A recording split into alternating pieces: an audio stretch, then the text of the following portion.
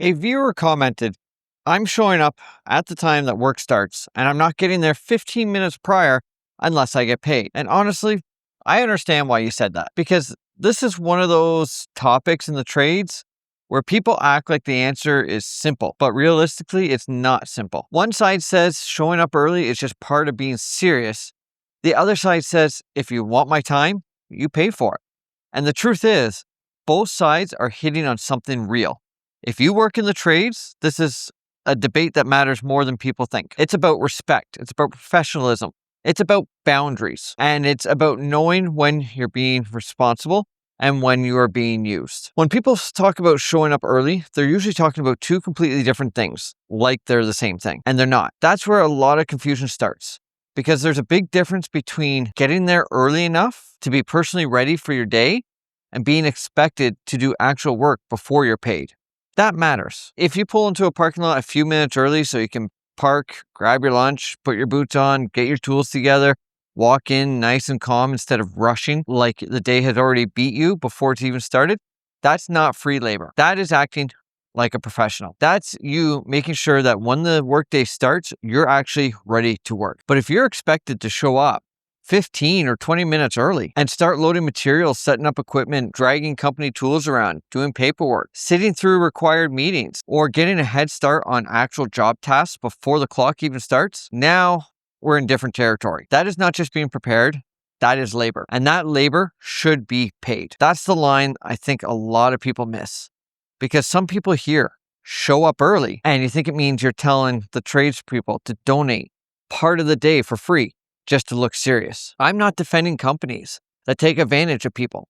I'm not saying you should prove yourself by giving away your time every morning and just smiling through it. No, not at all. What I'm saying is this. If you start at 7 o'clock and you're rolling in at 7 o'clock, but you still need to park, you still need to grab your stuff, you still need to lace your boots, you still need to get your head together, you still need to find where you left your tools, you still need to finish your coffee, then from the crew's point of view, you're not ready at 7 a.m. You showed up at 7, but you are not ready at 7. The job site reality, whether people like it or not, your reputation starts before the first task. It starts with how you come in. It starts with whether you look organized, steady, prepared, and switched on, or whether every morning feels like chaos follows you onto the site. And that matters, whether you're in the first year or you've been doing this for 20 years, because people always are paying attention. Not always fairly, and not always loud, but it does happen. They're asking themselves, can you be relied on? Do you make the day smoother or harder? Or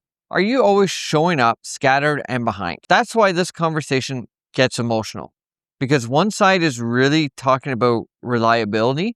The other side is talking about exploitation. And those are both real concerns in the trades. So let's make this practical. Let's say your start time is 6:30. In my opinion, being professional means you don't aim to walk through the gate at 6:30 on the dot with your boots untied, your hard hat in your hand. You aim to be there early enough. That's at 6:30, you are ready to go. That might mean you get there, 10 minutes early, maybe 15 minutes early, depending on what your parking looks like, the access to the site, how far you have to walk. Not because the company owns those minutes, but because you own your own readiness. And that's an important difference. You're not giving the company free labor in that moment. You're managing yourself. You're respecting the crew. You're respecting the job. And honestly, you're making your own life easier as well. Rushing into a site every morning is a terrible way to start the day.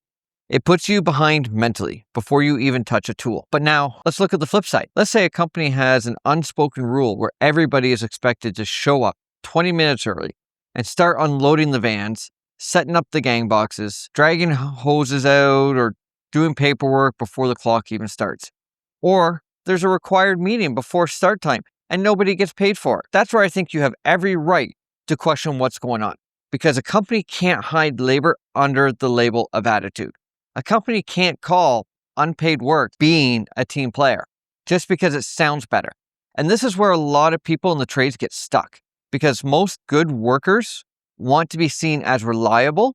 You want to stand out for the right reasons. You want to be the person that others can actually count on and that can make you vulnerable in the wrong way or in the wrong company if the crew and companies start blurring the lines. You can end up thinking that being a good worker means saying yes to everything, staying quiet about everything, and giving away more than you should just to earn respect. That's not a good lesson to build your career on. You can be prepared without donating labor. You can take pride in your work without teaching people that your time has no value. And I think that's something both apprentices and journey people need to hear, because a lot of older tradespeople came up in a culture where early was on time, and that was drilled into them very hard. And to be fair, I get where that mindset comes from. A lot of them watch people strolling late, unprepared, half awake, full of excuses, and make everybody else's day harder. They've seen enough of that to have very little patience left for it. So when they say be early, a lot of time what they want and mean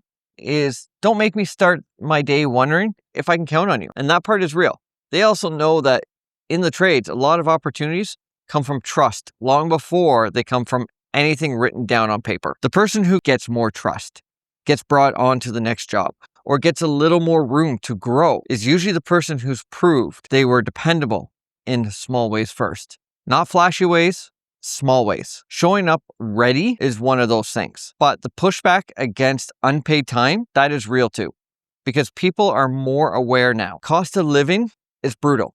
Wages matter.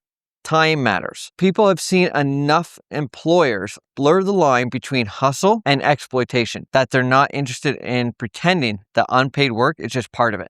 And honestly, that pushback is healthy when it keeps people from getting walked over. So when somebody says, I'm not showing up 15 minutes early unless I get paid, I don't think the right response is to instantly call that person lazy.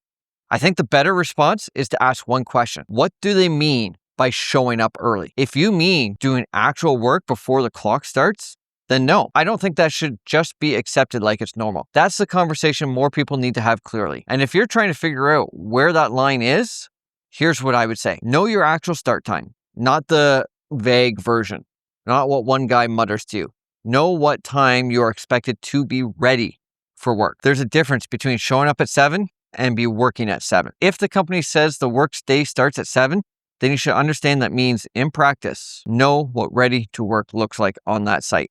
Does it mean boots on, tools on, standing at your truck? Or does it mean already at the work area or through security and dressed? These little details matter, especially on bigger sites where 10 minutes can disappear just getting from the parking area where you actually start. Don't build a habit of walking in disorganized. That habit will follow you through your entire career and people will notice it. And over time, it affects how much trust you actually get, how much patience people will have with you, and whether they believe you will take it seriously. But at the same time, don't donate actual labor for free just to look good. Don't confuse being eager with undervaluing yourself. If there is a required prep time that benefits the employer and it's actual work, that needs to be handled properly. That's not a personality issue. That's a workplace issue. Pay attention to the company culture as well. Some places are very solid. Some crews respect your time. Some foremen are very clear and very fair. Other places slowly test how much they can get out of you before you push back. You need to learn the difference, not with attitude, just with awareness. And one more thing, if you're going to draw a boundary, draw it like a professional, not like someone who's looking for a fight. And that really matters. There's a huge difference between quietly being organized, doing your job well, and understanding your limits versus showing up with a chip on your shoulder, daring somebody to say something. One earns respect, the other usually just creates friction. Because the truth is, this issue is not just about minutes. It's about how you carry yourself. It's about whether you understand the difference between being sharp and being exploited. And a lot of people never learn that difference. And it costs them in one direction or the other. Either you become sloppy and wonder why nobody wants to rely on you, or you become the person who gives everything away and slowly gets resentful. Neither one is where you want to end up. What you want is in the middle, a mature middle. If you show up ready, you take pride in that. You respect the day, the crew, and yourself. But you also know the difference between personal preparation and unpaid labor. And you don't let anybody, and I mean nobody, blur that line just because that's how it's always been. That's the balance. And honestly, if more people in the trades understood that, there would be less frustration around this whole topic, because a lot of job site problems, they start small. A few minutes here, a little pressure there, a few comments, about your attitude. And before you know it, you're stuck in a situation where nobody clearly said what was expected. But somehow you're losing time every day and feeling guilty for not noticing. And that's why this topic means a lot. Not because 15 minutes will make or break your career, but because your mindset around this shapes how you carry yourself in the trades. You need to be somebody people can count on, because that matters as well. So my answer to that viewer is simple. It's this. I get why you said it. I really do. If what you mean is I'm not doing unpaid work before shift starts, I agree with you. But if what you mean is I'm going to arrive exactly at the start time and still need extra time to get ready, that's where I think you're hurting yourself. Because being ready when the day starts is just part of the job. Giving away free labor isn't. And that's the line. Be ready when the day starts, but don't confuse professionalism with free labor. And I want to hear from you where you stand on this, because I know people are going to have different opinions. Where do you draw the line? Should tradespeople show up early to prove they're serious? Or should every minute on the site be paid? Let me know down in the comments and tell me how you see it, especially if you live this from either side. I want to hear from you. And that's another side to this conversation as well, that I could go deeper on the next video, which is how to earn respect on the job site without getting taken advantage of. Because honestly, that's a real issue. And a lot of people are trying hard, but nobody explains where that healthy line is. So that might be the next video that we make. But let me know down in the comments what your opinion is on showing up early.